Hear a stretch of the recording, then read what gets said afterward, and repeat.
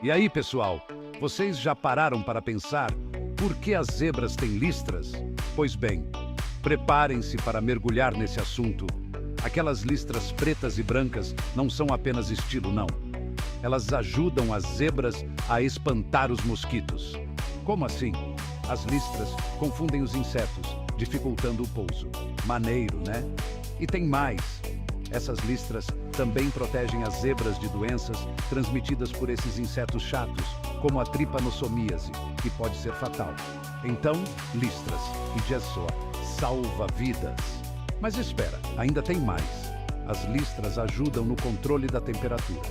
As listras pretas absorvem o calor, enquanto as brancas o refletem. Isso cria pequenas correntes de ar sobre a pele, refrescando as zebras nas savanas quentes. Agora vamos falar dos predadores.